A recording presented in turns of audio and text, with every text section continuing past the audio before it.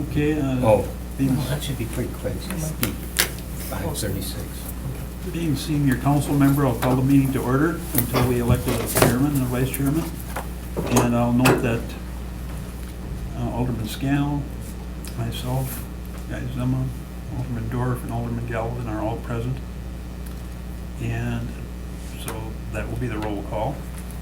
And our second item of the agenda is the election of a chairman and vice chairman.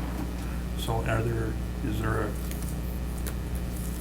a nomination from the floor for chairman? I'd like to nominate Randy Scannell for chairman. I'll second that. I don't think you actually need a second. Oh. No, no, for, I can go for that one. Are there any other nominations? I'd like to nominate Barb Dorf for vice chair. We're just on chair. Oh, any other nominations for, yes, you're correct, I'm sorry. I'm jumping ahead. I don't know if you can handle the chair, Mr. Scannell. so Yeah, I know. If you want to. Getting too, gotta take a deep breath. Withdraw your nomination, we'll accept that at this time if you want. Okay, hearing no other nominations for chairman, we'll have a motion to close the ballot and cast a unanimous vote for Mr. Scannell. So moved. Now we need a second for that one. All right, I'll second that one. Okay, it's been moved and seconded to close the agenda and cast a unanimous ballot for Mr. Randy Scannell. All those in favor, please say aye. Aye. Opposed, motion carried. Mr. Scannell, you can take over from here. Thank you, Mr. Zimmerman. Now we need to elect our vice chair. Is there a nomination for vice chair? I nominate Barb Dorf. Thank you. Any other nominations? Okay, I thought we closed the floor for nominations, and I'll accept a motion for a vote. I'll make a motion. Second? Second. Second. We can all second. Okay, all in favor? Aye. Opposed? We have a new vice chair. Okay. Next on the agenda is to set the day and time for future meetings. We have our calendar here in front of us. Does anyone have a problem with meeting on Mondays at 5 o'clock? Alderman Dorf and myself were just commenting, I think you overheard, I don't know if Mr. Galvin did or not, but I'm okay with, anybody else can speak up differently if they have a conflict, but I don't have any problem with Monday, but I'd just like it with the caveat that anytime someone has a conflict, just contact the chairman and in respect for whoever that person might be, that you contact the other members to see if an alternate day is possible, and it can only be changed if everybody agrees. Because we don't want to change it for one person and have somebody else missing. Yep. But I think that's the best way we can all get along and be happy, because we all have different schedules and different needs, and if you're going away to grandson's graduation on a weekend in California, maybe you're not back here on Monday or whatever it is. So I just make a motion that we keep our meetings on the first Monday, the first and third Mondays, second and fourth Mondays of the month, subject to cancellation by the chairman's and the committee's desires, and that we accommodate the schedules of the other members on the committee whenever possible. I'd second it. Second? Okay, any discussion? Okay, then, everybody in favor of keeping the schedule as is, the Mondays, second and fourth Fridays of, Mondays of every month at 5 o'clock? Aye? And to accommodate, And to accommodate, definitely, just to accommodate whenever necessary, when to reschedule. when there's a conflict. When there's a conflict for any particular member, yeah. I think that should go without saying, we should definitely be doing that, so. All in favor? Aye. Opposed? No, this calendar doesn't show one for May. Are we going into that one a month schedule in May? That's what I was told. Yep. Summer schedule. May, June, July, August? Mhm. Okay. Okay, so now our calendar has been set. Well, are we approving this calendar? Is that it? Basically, I yeah. just didn't see this till tonight. Oh, yeah, it's what we stated. It'd be second and fourth Mondays every month at 5 o'clock, except for summer. Then we go into the summer schedule. So Which then would be, it changes to the first Monday, First Monday. unless it's not, unless it's the second Monday. It's not real consistent. There must be a reason No, for that. Yeah, because it kind of goes around, run it before council. I tell you, I think the whole council, Mr. Chairman, should have some discussion about having so many months of the year that only have one council meeting. It's kind of hard to do business that way. Historically, and I'm just speaking from my experience, is that most of the time the July meeting was, first meeting in July was canceled because it usually conflicted with the 4th of July. 4th of July weekend. But other than that, that was the only one that was ever canceled. But now in more recent years, I don't know, I guess the mayor decided it. I don't know that that's a mayoral decision, but I think we should think about having meetings in June and August and September. Now it's stretched into September. One meeting a month, especially how it affects a committee like ours, that so many people are applying for licenses and all that sort of thing, and you try to do things in a timely manner. So, I don't know, I guess our motion was just to have it the second and fourth Mondays, I guess, subject to your canceling them, but I think we should have some discussion at the council about that. I think this is way too many meetings. Council, we have 4 months in a row where there's only one meeting. How do you get business done that way?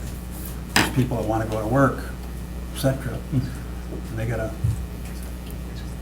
wait here, and if there's any reason to hold things up, it's 2 months, and that can cause some of the person to have or not have a job. Well, that would definitely be for the council, and I don't know anything else. It's always been this way, I've only I been think one term. I'll probably, maybe one of but- us should put in a communication to have a discussion about that. I Certainly. think there's far too many council meetings being canceled in a year. Yeah, and we could certainly amend our calendar after that. Yeah. Certainly. So, yeah, no problem. All right. Make a motion to approve the agenda. Do I have a second? Second. Since no one has come forward from the old committee, I think it's safe to say that there aren't any problems. So we have a motion and a second to approve the agenda. Any discussion? All in favor, say aye. Aye. Opposed? Make a motion to approve the minutes of April 11th, 2016 meeting. Do I have a second? Second. Okay, any discussion? Okay, we have a motion and a second to approve the minutes of April 11th, 2016. All in favor, say aye. Aye. Opposed, nay? Okay, minutes have been approved. On to the meat of our meeting. Before we begin that, I would just like to say that everything done here is just a recommendation to the full council, which will be meeting, I believe the next one is next Tuesday, which is 7 o'clock next door. So if you don't like what happens here, you still have another shot to try and appeal to the entire council to change the outcome. So with that, we have a request by the owners of Scoreboard Grill, 2511 West Mason Street, to amend the liquor license to include an outdoor patio. Legal? The city attorney's office has no objection. I believe the police department has some more information on that as well. Yeah, we don't have any objection. We went over and met with Mr. Kephart, my community police officer did, and they gave us all the information where it's going to be. It's going to be on the front end, away from the neighborhood. They're going to end up closing by 10 p.m. And I can get into further if you want, if you have any questions about it, but we have no objections. We're on Mason Street, is that exactly on West Mason? It's 2500 block. It's by Is that the old Fuzzies? yeah, Okay. that's it. You're not fuzzy on that? Yeah, I'm a little fuzzy on that address. Yeah, me too. Is there anybody here for this item?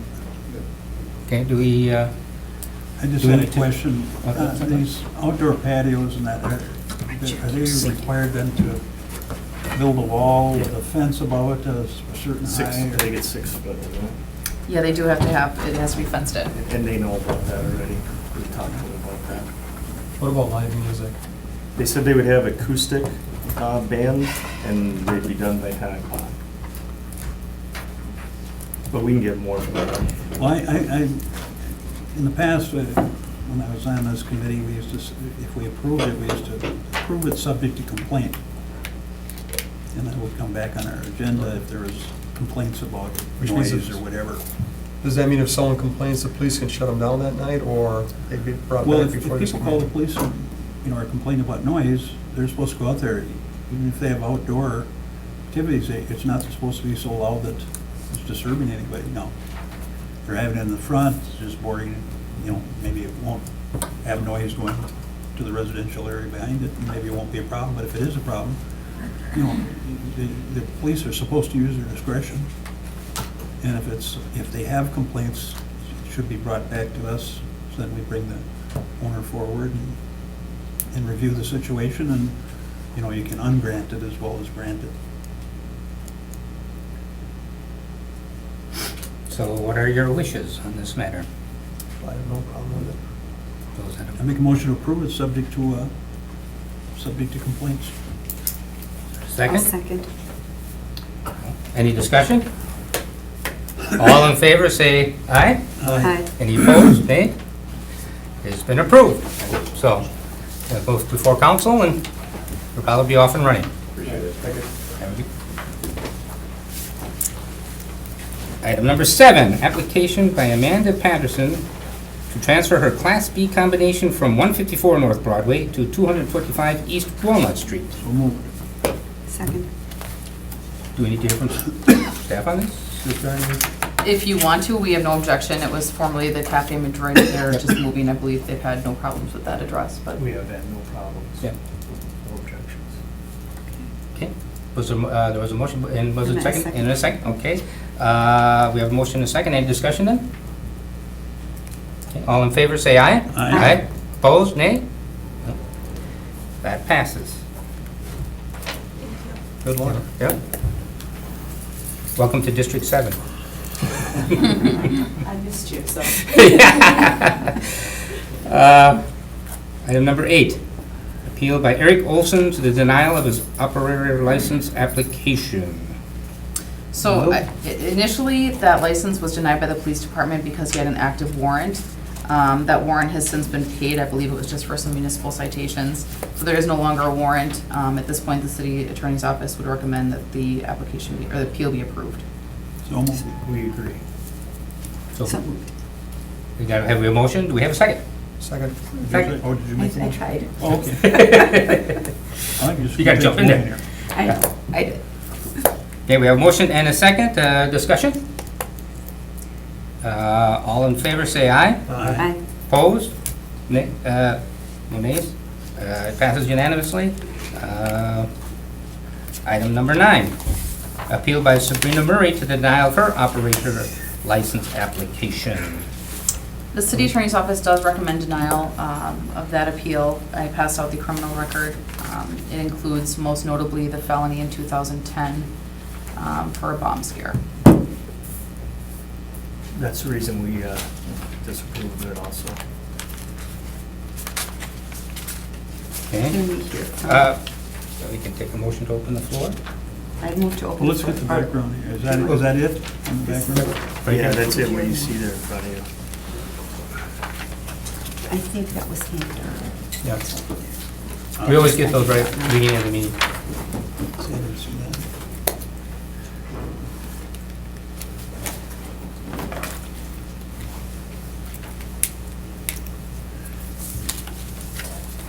But whenever the department gets somebody that has any kind of record, they're automatically Automatically, yep. disapprove it, and then it comes to us to decide whether we want to grant it or not. So I make a motion, open the floor to hear from interested parties. Is there a second? Second. Is there I have a any- letter, can I bring this up? Yep, please Here's a letter. come up and state your name and address for the, Oh, Sabrina Murray, address 1735 Eastman Avenue. okay, and you have a letter Yep, from letter from there. the employer. Okay, and if there's anything else you'd care to add about? I've been working there for 1.5 years with somebody already, no problems at all. Employer loves me, I'm always there, dedicated. In fact, I came here straight from work, which is why I'm still in my uniform.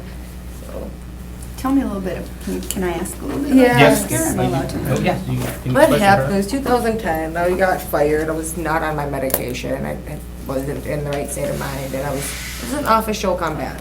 We were pranking about like and stuff, and I called in and made a prank, and it was just not smart, it was just me.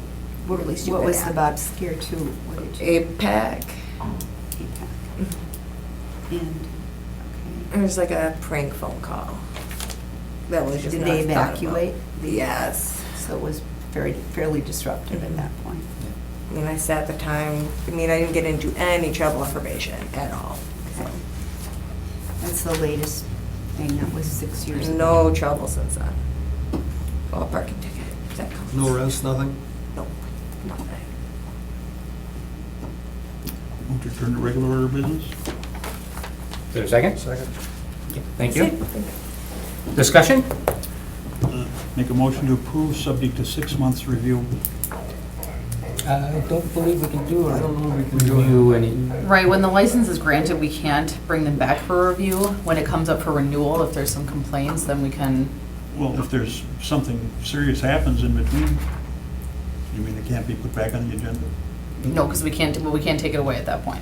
So they're free to do anything they want to do. Yep. They can Until commit- renewal, right. They can commit 5 felonies, it doesn't matter. What if there's violations related to the license like that? She sells to underage individuals. Then, so she would get a citation and go to municipal court. Then we can use those convictions or those violations as a basis to either not renew it or to come back, usually in a year. So she, once she gets it, no matter what she does, she's got that license till June 30, 31st, whatever it is. And she can take it, you know, I know she's working at a place right now, but she can take it somewhere else and work there as well. How is it then we can pull a liquor license from an establishment if they have enough violations? We have to have a quasi judicial hearing for those. And we can't do that in this case. I don't believe we can do it for just the. Or in any case where someone has a license, not just this case? Right. Right. I mean, Any In case. general, we can't do it for anyone that has. Well, if they get convictions in municipal court or obviously circuit court, we can pull it, we can try and have a hearing in front of the committee.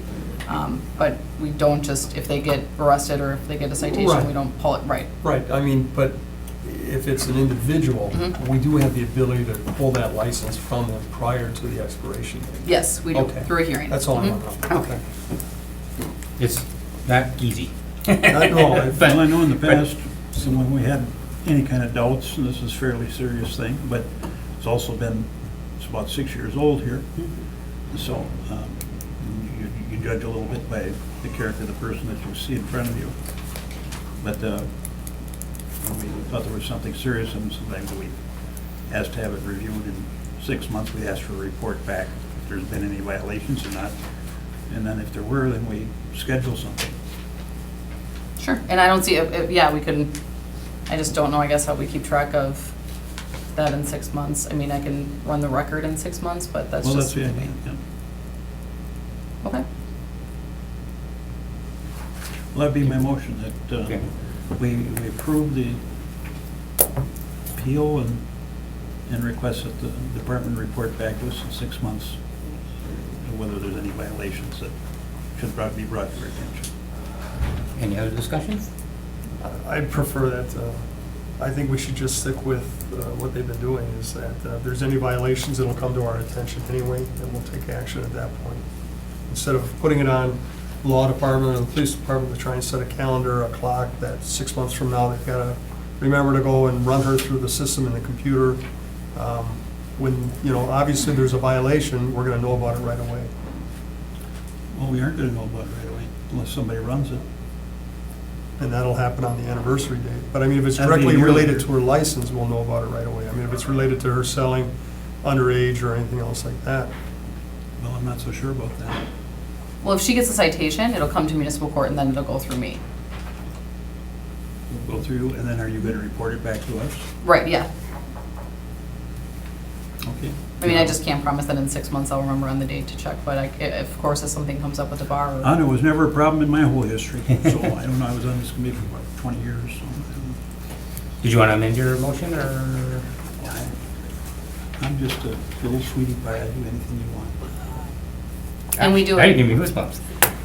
Captain Knable just reminded me too, we do get a report of any liquor violations that it come up. I don't believe we had any of this meeting, For that right? month or that 2-week period. Yeah. And then we give that to you if there is any. If there isn't any. Okay. We have been So we getting can regular get it in. reports. I don't know, I mean, how In hard fact, is the it next just to time- flag a name? I mean, we might do this half a dozen times, I mean, the idea is that if somebody's, gets our confidence and then goes and does something that's more than just minor. Right. We're made aware of it, and we call the person back in and give them a talking to, and sometimes we decide to have a quasi-judicial hearing. Mhm. But we bring the person in if there's a reason to bring them in. In fact, since there's a new board, I probably should have brought the thing. I can email it to you. You want to get them to them? Mhm. It has all the history from 2015 and 16 of people or places that have underage drinking and stuff like that against their license. So this was the letter for today, there were no violations on it. Typically, there'll be a letter if there's violations.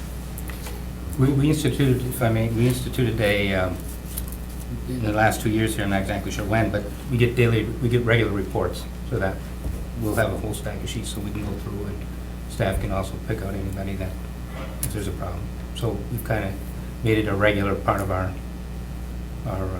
proceedings that we get these reports. Well, if they haven't earmarked it, how are they gonna make it Oh, then we'll get everybody.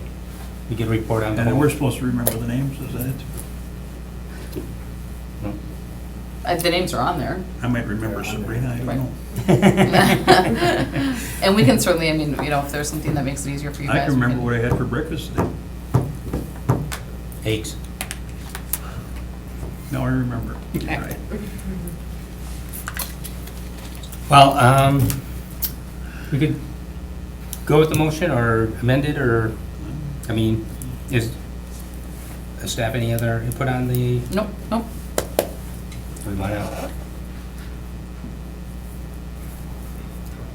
we probably will get I know, I made a motion to approve it with a 6 months review. If you don't want that, then vote against it. is there a second? I'll second it. Okay. Then, We don't always do that on every case, but, this one's a little bit more serious.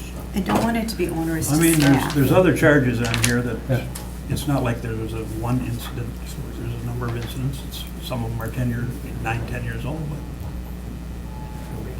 not minor things. Bill jumping, marijuana, et cetera, et cetera, et cetera. so you'll be able to flag that in 6 months' time? Sure. That'll be? Yep. Okay. And any other discussion? Okay, we have a motion and a second. All in favor, say aye. Aye. Opposed? It's passed. So now it just got to go through council and, Wonderful, will be in the mail. how does she? You'll know, you can ask the clerk the day after the council meeting, I could call. next Wednesday. Would rather appear before the council meeting? You don't have to, Okay, Yeah. but, if you want to be safe. okay, sure. But you don't need to, probably, they usually don't buck our recommendations unless there's something really controversial. Okay, all right, well, I'll set that. Yep. Thank you much. Who seconded that? Can you do that? Oh, thank Barb. you. Item number 10. Request by Alderman Zima that the city consider prohibiting the sale of single cans or bottles of beer and single small bottles of alcohol from convenience stores and liquor stores. Okay, Mr. Chairman, I'll just give a small packet to each of you and send one down to your attorney too. Should brought my specs too. I guess That's yours. Okay. I'd like to send this to our chief, and have him review our request. And I want to give the committee a chance to at least read some of the information we've had. I think this is maybe a new issue too, but it seems that in many areas of the country, it's been successful. It's reduced litter problems, panhandling problems, violent crime problems in some cases, and alcohol-related police calls. Because there are people, you know, did you ever see anybody come into a convenience store and they're laying down all kinds of change to buy 1 or 2 single cans of 40-ounce malt liquors or whatever? Were they robbing their kid's piggy bank every time, or were they going through cars and picking out change out of the change mechanisms in cars, et cetera, et cetera, et cetera? I don't know if any of you ever had that happen to you. I know. I try to lock my car every night now, but then I was told, don't lock them because they might smash the window to take a look. So it's basically don't keep change or things in your car and that, but people do go through it, and I know they went through my neighborhood once several years ago. But the big thing I'd like the committee to consider is putting this to try to help build the neighborhoods that have these type of facilities in their neighborhoods, because that's where the folks that buy their drinks one at a time at convenience stores tend to end up having alcohol-related problems. And, you know, a couple of the neighborhood groups have talked to me about it, and I talked to someone today who said that she would be willing to bring me a bushel basket full of the stuff that's thrown over her fence that's just half a block down from liquor store. People are getting liquored up the best they can with on small things. People have to buy in volume. It's more of a regular customer. It's not somebody that's, like I said, they're not panhandling. Has anybody here been panhandled? Yes. I have. Yeah. Probably half a dozen times in the last couple of years. Right at the convenience stores, right outside where I'm getting gas. And so I think it discourages that type of person from living in our neighborhoods, because they can't get at the single bottles. Now, maybe some of them are rich enough to get a case or whatever, but I just like, I don't expect you to make a decision on here tonight, but I want to pass this information and allow you to Google, and I'd like to refer it to the chief for his opinion regarding it. And if you think it's good, then I'll try to bring some sample ordinances in. I can make them available to our attorney. But I think it's worthy of our review. So is your motion to just hold this? To refer it to the chief and to have him report back Back to to us us. about his thoughts on it. Okay. I have a motion to refer prohibiting the sale of single cans, bottles to the beer, single small bottles of alcohol from convenience stores to liquor stores to the chief. Is there a second? I second. Oh. I also like to discuss a little. If we can get a third, we know it's done. There we are. Any discussion? Yes. Mhm. I had also done some research on this because I like to make decisions based on data. And it's ironic because we found the same article, the same research with one of the things that you found. And it does seem that it will lead to less violence, that there has actually been research done on this. And I wonder if the staff that's here, can we ask them if they have any thoughts on this? Certainly, you may ask staff. Because how would this work? Would it be retroactive for people that have liquor licenses currently, or Well, it would be a new requirement. a new requirement? So, or would it, you know?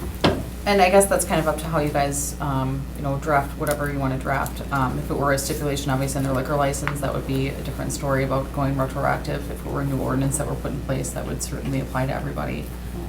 We did some research as well. We have some sample ordinances already, so if that's something that you guys. Okay. And what, could you just review that with the committee a little bit? Sure, so the one that we found, I believe was from Illinois, and I can give you guys copies as well, but basically it just bans the sale of single can beer or malt liquor unless the volume is greater than 24 fluid ounces. It also Well, talks that's about. not so good either, we have Yeah. to change that. Yeah. Yeah, I think Because they get 40 ounce 40. cans of malt liquor Right, for yeah. $1.29, you know? Right. It bans, let's see, single containers of wine, single containers of alcoholic liquor other than beer, just things like that, so, and you guys can certainly put whatever requirements you want on it. I talked to Julia Sherman from the Wisconsin Alcohol Policy Project, and she's got a lot of information on different ordinances and communities that have already enacted these, but she said that a can of 40-ounce malt liquor is equivalent to drinking 5 shots of hard liquor, so, you know, It's in the package. It's right in the Right. packet. but we also have to keep in mind that some of the craft breweries in town now sell these specialty single bottles out of their establishments, and so I'd appreciate if there was some research done, because we certainly don't want to impact them, and I don't think we have problems at those sites, so we want to be careful that we don't want to hurt their business. Right, and one thing about that we talked about too, is the breweries and the brew pubs are not licensed through the city, so they are given permits through the state. So if we put something in the ordinance about, a Class A or B liquor license at such and such establishment, if those were the ones who were affected, it wouldn't affect the brew pubs, but that's just an idea. Okay. Well, I don't think they cater to that kind of business normally, but I think it should apply to them too. Now, if they're selling half a gallon of beer or something, that's not, they're usually getting $10 for it or something like that. It's not like the $1.29 40-ounce malt liquor. And usually these type of folks are not going into that higher level operation. Well, I'm just not familiar with what they sell at brew pubs. What were you talking about? Well, They have growlers, there's they call it. there's one called like Stillmonk over at the corner, right off the corner of Henry and Decker. And they sell these special edition like bottles, larger bottles, Okay. and they sell them individually. The rest of their material, I believe, is sold in like 4-packs or larger containers. But they're licensed by the state, that's correct. And so they operate under a different kind of a set of rules of, they're open for business, but they're not open like a bar is. Oh, So, yeah, I was surprised the first time I went by Stillmonks, and I was like, what the heck? And pulled in, and we had a long discussion, and got the ups and downs of it. So, those are the ones I think we want to be careful that we're not going to hurt them with an ordinance. And from what you're saying, since they're licensed by the state, they probably won't apply to them anyway. If we make it as a condition of a city license, if it were an ordinance, that might be, could apply to everybody. It could Because be- like Alderman Zima said, you don't see individuals going into Titletown that are up to the kind of issues that we're talking about here. So, So basically talking about, liquor stores. I don't think grocery stores sell them by the can anyway. They sell it to people with 12-packs, 6-packs cases, This is to try to eliminate the people who just want to go from convenience store to convenience store and make a nuisance of themselves in neighborhoods because they're bad alcoholics. Some of the research that we read, they prohibit it being sold chilled because that tends to lead to people drinking it right away, but and also you said that if we did pass something like this, we could make it conditional, like when the anniversary of the license comes up. right, if you guys condition it upon the license, then we'd have to look into how it affects people who already have their liquor license, if that would be a condition that goes on their renewal, and then we wouldn't renew if they wouldn't, sign off on something like in their security plan or something like that, So that would give them time to prepare. get their merchandise out and things like that. I think we'd be aiming at next year, it's coming up Sure. July 1st. I just want to get feedback from the department. And Yeah, I mean, it's definitely something to look into. I talked to the chief, he's interested in it, but we need to do a little bit more research on our side and see see what it all entails and what it's gonna affect and stuff like that. Once my motion, I want the committee to have an opportunity to vet the thing for themselves too. Need a motion? No, well, any other discussion? Then I would just like to wrap it up with, I've heard from neighborhood associations, Navarino, and so on, that, this is a problem of the littering of the single beverages, and it's for a long time. So this is definitely something worth looking into. So, we have a motion and a second. All in favor? Aye. The nays? No? Okay. Motion passes. And last but not least, request by Alderman Zima on behalf of Will Liebergen. Did I say it right? Yeah, good work. That the city consider adopting a commercial pedal car ordinance and license. Alderman Zima? You know, I gave copies to the clerk's office. Yep, they're in our packets. You got them? Okay. I told them not to put one in mine, but I, Oh, yep, we we got all them. got one. Okay, We all got one, fine. yep. And my understanding that this is brought up, that this is starting to get whiskers. But I think it's best we open the floor and hear from the interested party that wants to do this. My initial review is that I'm not opposed to it. But for some reason, it's kind of got a start in our department, and then it didn't get a finish. So I'd make a motion to open the floor to hear from interested parties. Is there a second?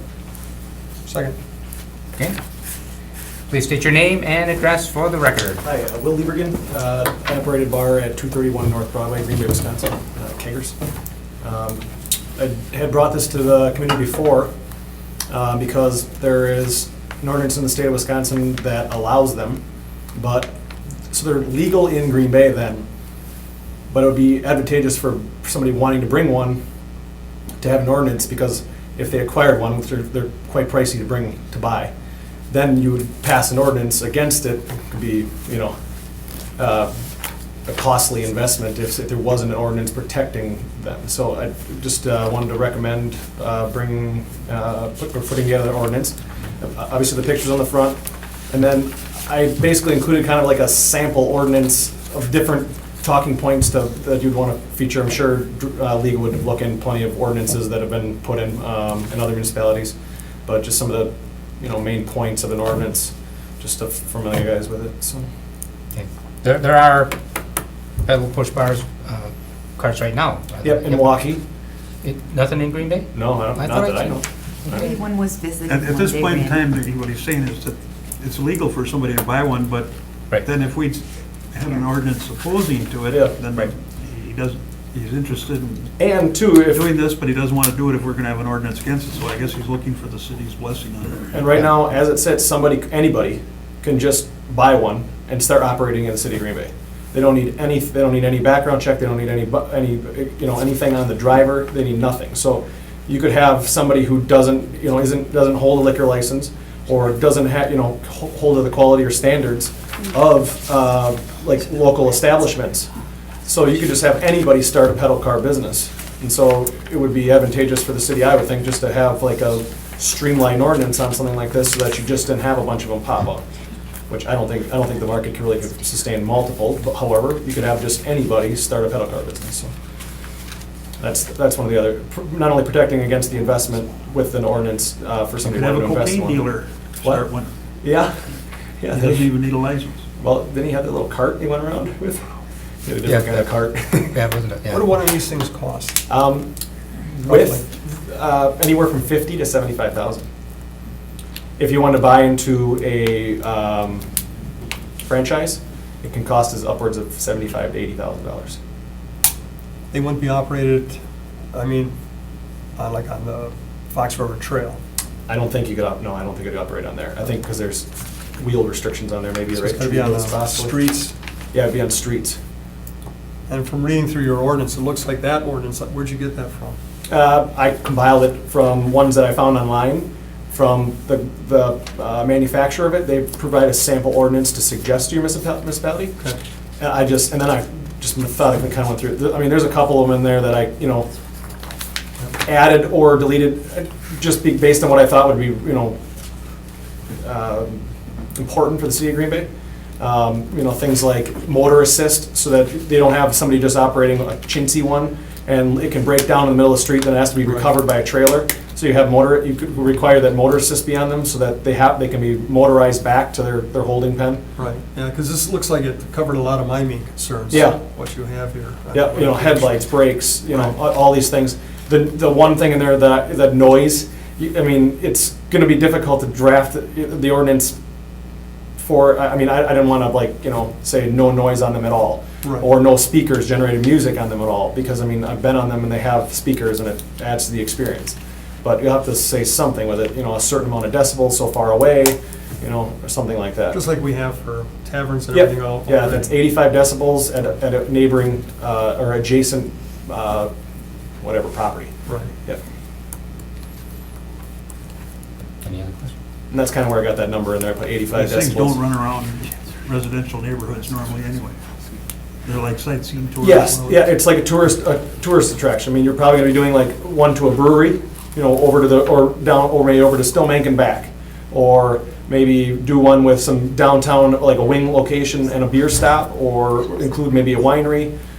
They do dinner, like traveling dinners, where they'll do like a salad, a main course, a dessert. So you can have all these different kinds that'll cater to different people's interests, I guess. But potentially, say, a Packer Sunday, with all the party houses, residential. Yep. There's a chance you could be around near that area. Yeah, I don't know where the exact line is on Right. Ashwaubenon, because obviously it'd have to be, I don't know if they have an ordinance drafted on it yet, but, so we couldn't enter Ashwaubenon Right. with it if they But have there's an party ordinance. houses in Green Bay in the residential areas. Yeah, oh, sure, I suppose, yeah. Yeah, I guess it's an interesting line of discussion. It can be limited to, but also too, you don't want to be bringing this thing down the busiest of streets. You don't want to have it to be required to be on Ashland Avenue. You want it, so if you limit it that it can only go on busy streets, well, then you're putting it in more harm's way. Right. You could say it couldn't be operated on truck routes or something like that, or, or something like that, or green labeled city streets. Okay. Would there be something where you could come up with your own kind of travel plan and then it be approved by the committee? Of Yeah. what streets you'd be traveling on, you set routes kind of? Yeah, I think it's advantageous for the city to have that. As the owner of it, I wouldn't want to be like completely, every turn we make, has to be approved. Like what if we pull off on a side street because we Right. got an issue? You know what I mean? So, Well, I see like a birthday party, a small wedding party or something, they may say, hey, I want to go by my childhood home, or I Yeah. want to go by my high school or my grade school, and so, I think there's things like that, but again, it would be upon the operator to keep his patrons, just like your own tavern, you have to keep your patrons, you're in control of them, so. one of the big things is that I noticed in some of the ordinances was you cannot take on any new riders. And riders could, if we got a sick rider or you got an injured rider or something, they could get off. But there's also riding seats on there.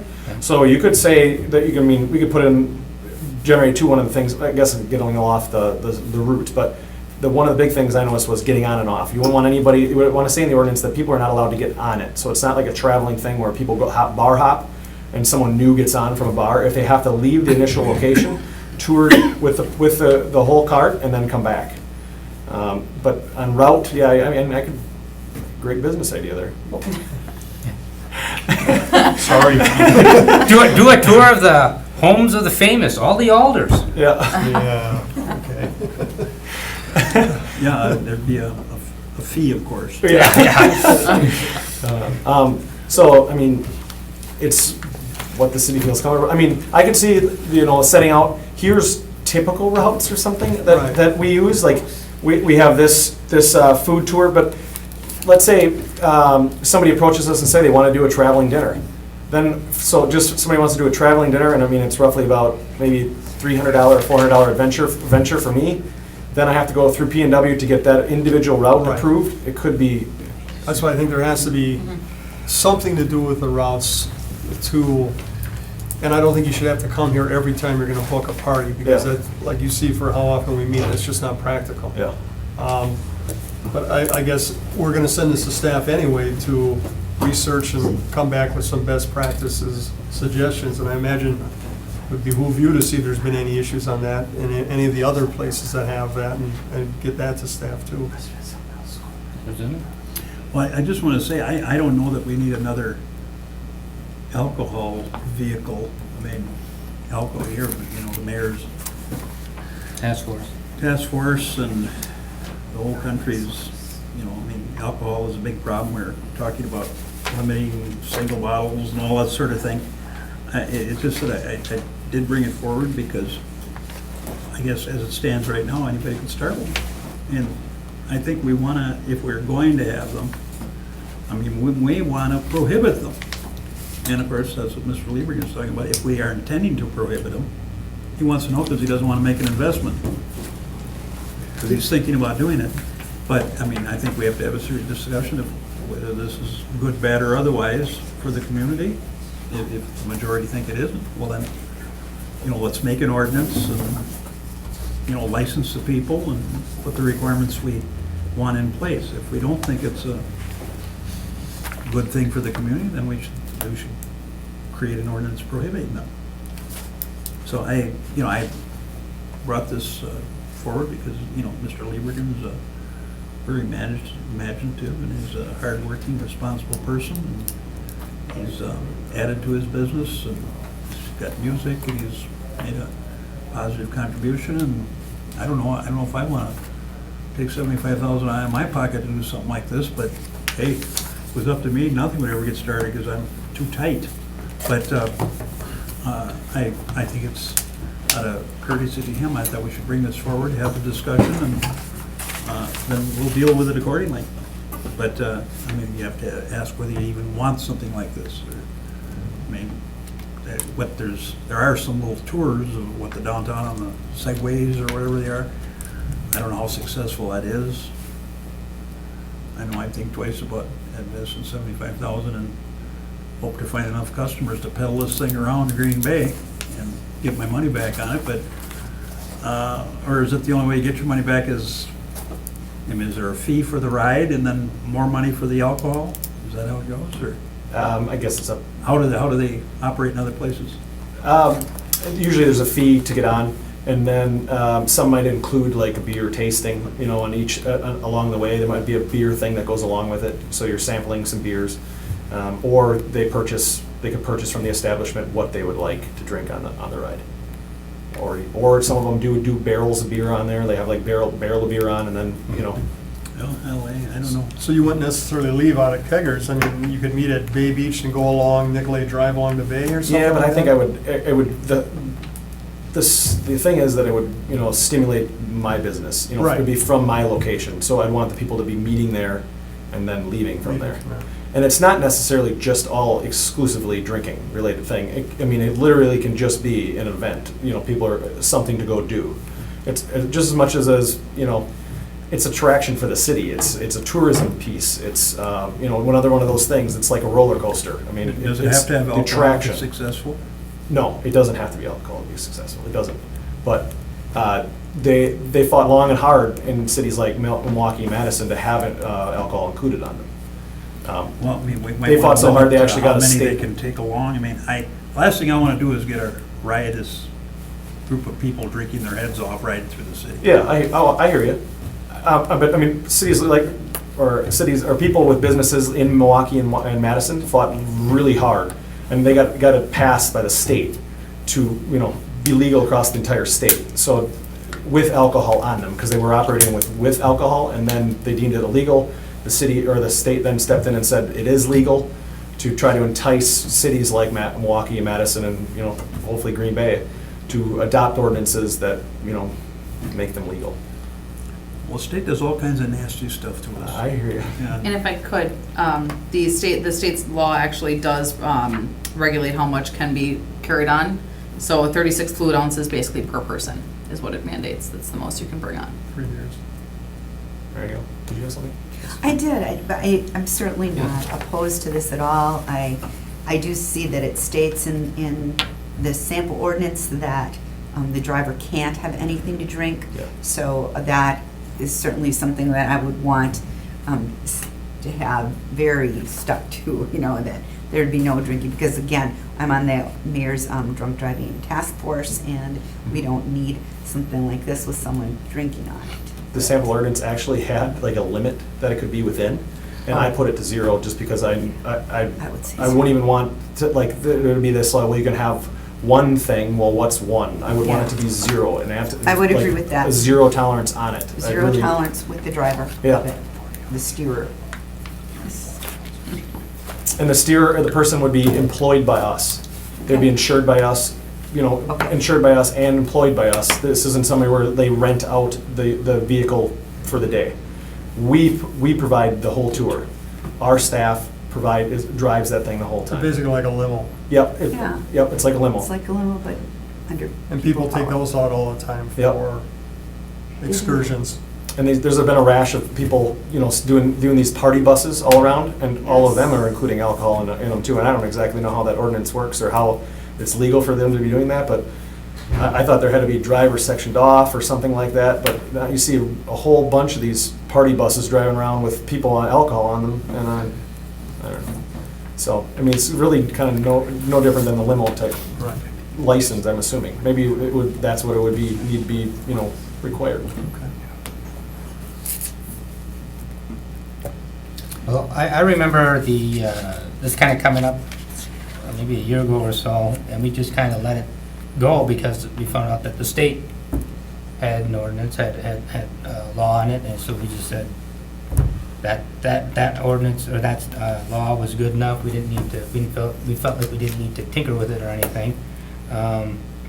So if the concern is that the city is going to then perhaps pass an ordinance prohibiting them. Can we do that? Yes.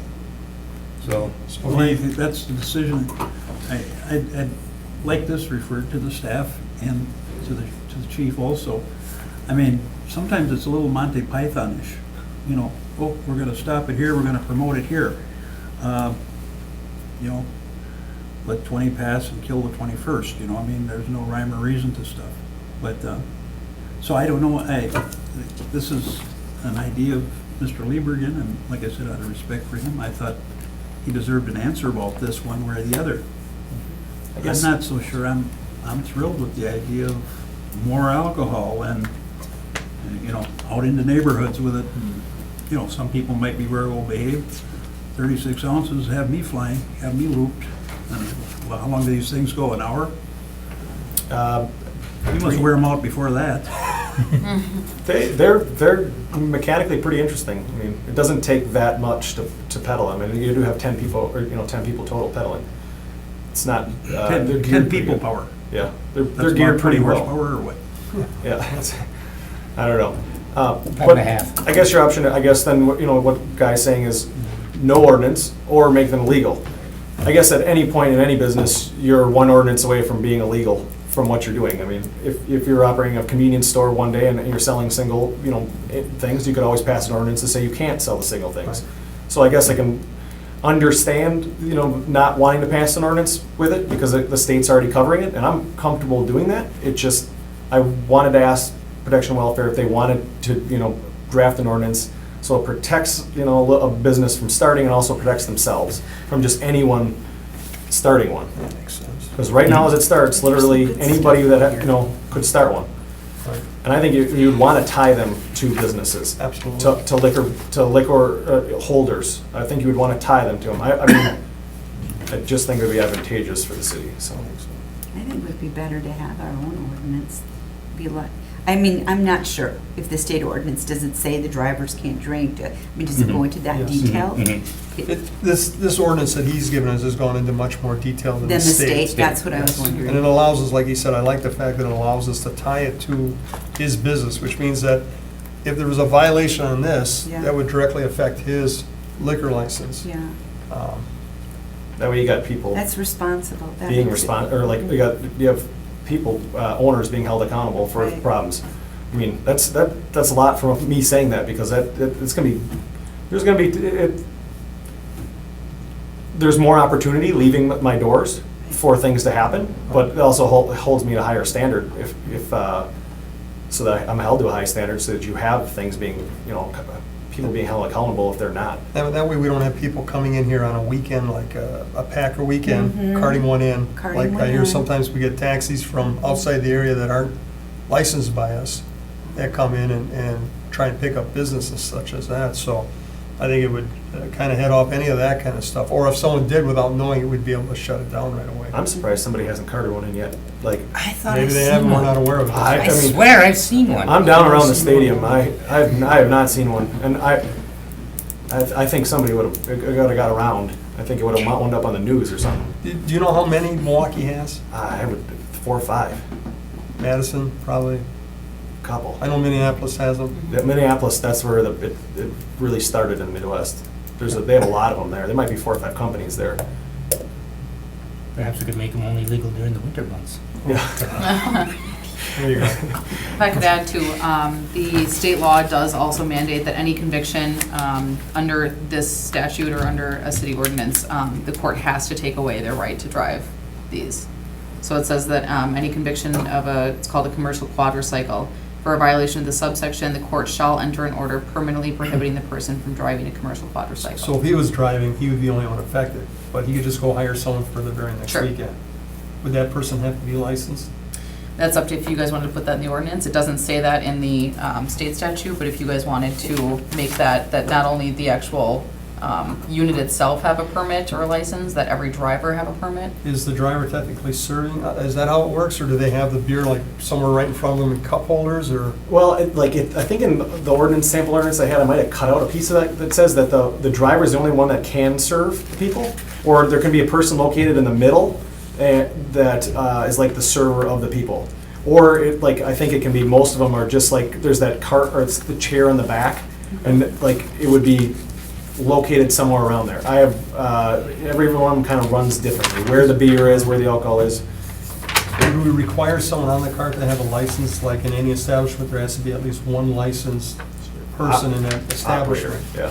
So would that person one of those persons on that vehicle have to have a license? I mean, just thrown out there as food for thought. I would hope so. I would think that's the way you'd want to do it. And then that person, along with the owner of the business, would be directly, if so there was a citation, that the license holder and the business license holder would then be subject to citation.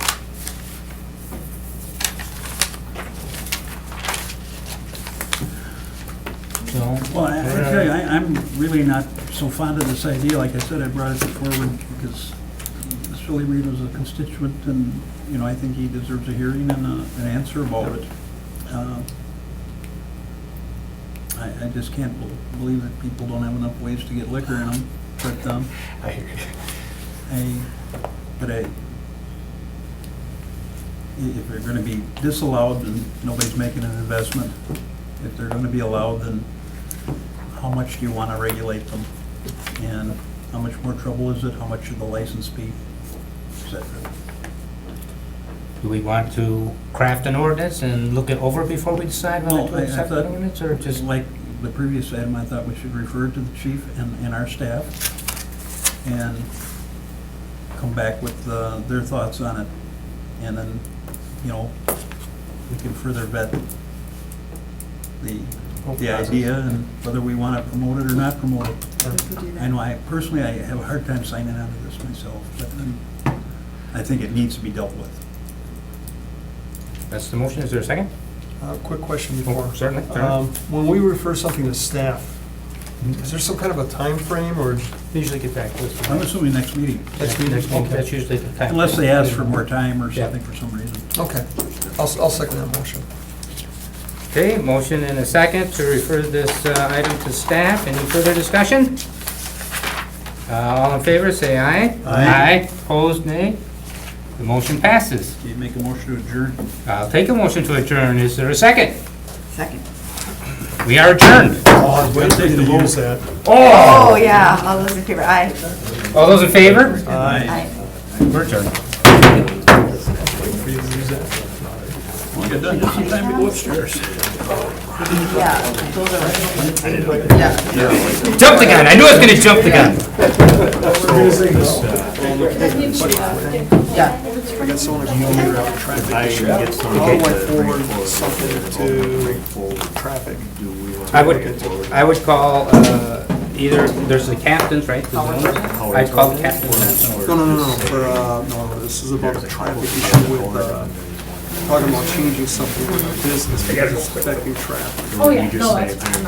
Oh, it's So 6 it's o'clock, like, right? cars are, Oh, you mean traffic, the traffic, traffic. division? Yeah, committee. Committee, It's okay, not yeah. on that now. Get a hold of Dave Hanson. Talk to Dave Hanson. No, but how do you send something to the Yeah. committee? Yeah, how do you get something? You know, at the last That would just- committee, there was a piece of paper and we could fill it out. Right, and send it at the right. last You can do that at the clerk of course, I I think mean, at the that, clerk of course, at the that's clerk's something office. that That's anytime. fine. So I get one of those Seems to papers have filled to out, have, Right, the whatever clerk. my the thing Howard is. one I'll regulates study the of establishment baby itself, goats. and then every individual. And you might even want to talk to their Dave Hanson first. rights. Because a lot of times you can get stuff done without questions. Having to go through all that stuff. Through the stuff. No, I So, think, I think we but have certainly to that's- you regulate can the do ones it that through are already engagement existing and anytime. say, come and get a And you license. just do it I mean, if through they're the legit, clerk. they give a license. In fact, I think by our mailboxes, they used to have stacks Have you seen of it? communications. I have a mailbox. I didn't even know I did, but I accidentally found it. Should, that's what we should do. I knew that was Do you there. need this? I thought it was a super secret. Do you need that? Keep that? Sure. First meeting, Barb. Thank you. Yeah, great job, guys. It's not quicker, huh? Yeah. Let's talk. Let's do that. This is probably the shortest. This is fun, let's do it again sometime. Congratulations. Thank you. Who's gonna make those? Oh, no, I was just listening. I wrote. Well, That'll be my job. I got mine, I just gotta get it in the right, thing now. Yeah, I didn't really get that. Talk to you now.